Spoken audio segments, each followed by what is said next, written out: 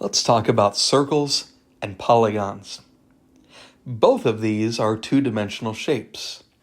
So how would you define our first item, and that is a circle? If we define a circle, we can first of all think about how we make one.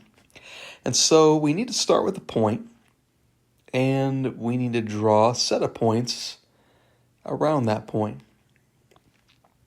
Now what's unique about all the points that are technically called on the circle is each of these distances from the point in the middle to a point on the circle are the same. And that's how we can get our definition. So if we define a circle, we can go and define it as this. It is a set of all points. So we're not just talking about one point, but we're talking about multiple points. A set of all points in a plane. That's important because a circle is a two-dimensional figure. So a circle is a set of all points in a plane, equidistant. That means the same distance from a given point. Circle. A set of all points in a plane equidistant from a given point. Now, a circle has a lot of parts to it. And so let's go ahead and draw a circle. That's a good circle. Yeah, I used a circle tool. Sorry. Sometimes it might look like an egg. So when we look at a circle, we first of all start with a point right in the middle. And we're going to call this point B. And B is the center. And we'll call that B. Now we also have a distance from B to a point on the circle.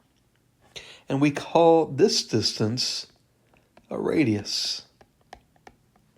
The plural for radius is radii. Now if we put a point on the end of this segment, we'll call it C, then the radius here is BC.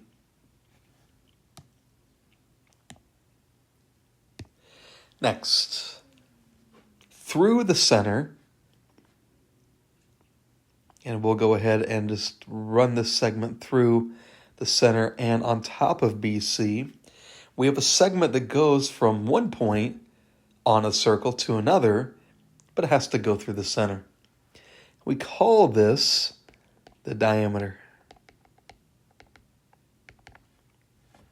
We'll put a D on this end, and so the diameter is segment CD.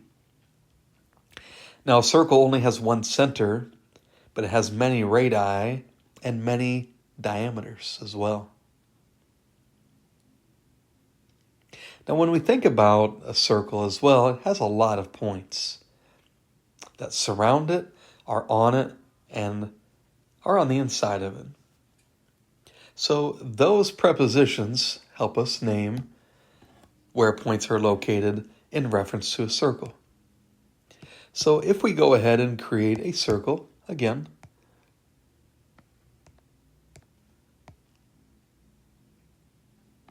here's what we can do with it. When we have points that are inside the circle, we do say that they're inside.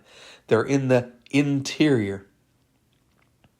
We can also have points that are on the circle, meaning they're on the arc of the circle. More about that in a moment. And then we have points that are outside of the circle. We call the outside the exterior of the circle. So we have points that can be in the circle, on the circle, or outside of the circle. Now, if we also consider another circle, and let's say that we were to connect 2 points, any 2 points that is, that are on the circle. So this point here, let's say, and this point here. This segment is called a chord. Good music term as well. So what is a chord? A chord is a segment connecting two points on the circle.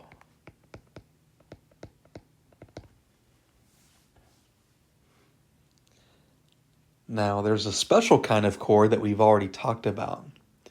And so let's say that we have a center point, and we have a segment that goes from one point on the circle through the center to another point on the circle. Remember, this is a special kind of chord called the diameter. Is a radius a chord? No. A radius goes from the center to a point on the circle. So a radius is not a chord. Now, when we talk more about circles, the curved part on the outside of the circle, well, there are names to that. And so if we connect the center point and make two radii, then this curved part right here, in fact, any curved part, even the rest of it,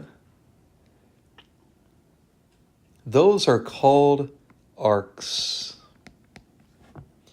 And we can name arcs. Now, more about this when we talk more about circles, but let's say this point is B, this point is C, and this point is A. So this arc right up here is named with the arc symbol, and we call it, this one, BC. Now, we can measure arcs in centimeters or in inches. We can also measure them in degrees. So these are the parts of a circle. And a circle is a two-dimensional figure. Now, there's other two-dimensional figures that I want to mention, and that would be the polygon.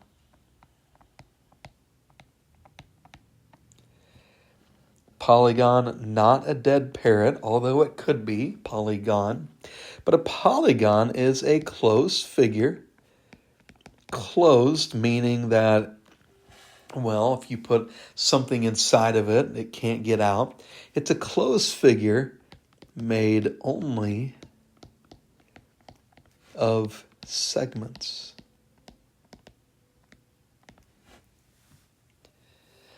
Poly means many, gon means sides. So we're dealing with something that has many sides. Now, when we think about types of polygons, there's a lot of different types of polygons, but one type of polygon that I want to mention is called a regular polygon. And this is a type of polygon that can apply to many different number of sided polygons. And so regular means that it has all congruent sides and angles. And I'll share one with you. Let's go ahead and draw a five-sided figure called a pentagon. Now, on a pentagon, if it's regular, then all the sides are the same and all the angles are the same. So we show that with marks and arcs. We can also use a couple words such as equilateral, meaning all the sides are the same, and equiangular, all the angles are the same. And we'll use those two words when we talk specifically about types of triangles. Now, types of polygons. Let's go through a quick list, kind of a short list, but here we go. A triangle. A triangle is a polygon with 3 sides. A four-sided figure. Any four-sided figure is a quadrilateral. The prefix quad, 4. A 5-sided figure, also a building in Washington, D.C., has 5 sides. Can you guess what a 6-sided figure is? If you guessed hexagon, you're correct. Now, a less common one is a 7-sided figure, and that's called a heptagon. Again, the prefixes are important to know what we're dealing with. 8-sided figure, if you're driving, you're dealing with octagons. 9-sided figure is called a nonagon. And a 10-sided figure is called a decagon. Now there's other names, but let's say that we had an n-gon. An n-gon has n sides or n angles. So if you had a 27-gon, you would have a figure with 27 sides and 27 angles. Now to close up this video, when we deal with polygons, we can have concave polygons. We can also have convex polygons. Concave polygons are polygons that, well, we could say that go in. So we can go along and all of a sudden it's caved in right there. So, and what we know it's concave because if we try to connect 2 other vertices or corners, we see that the other sides cave in there. Convex is a polygon that's, it's not going to cave in. So it could look something like that. And you'll notice if I draw a segment from 2 vertices, that those 2 sides stay out. One of the things that we can do with polygons and circles is we can find their perimeter, and we can also find their circumference. What do we know about perimeter and what do we know about circumference? Well, they both mean the distance around.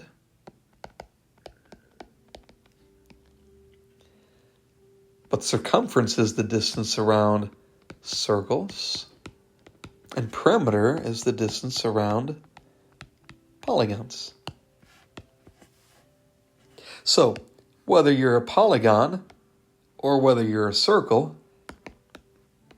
we can find the distance around. And we have different names for the different parts and types of 2-dimensional figures that we're dealing with. Thanks for watching. More about perimeter and circumference soon.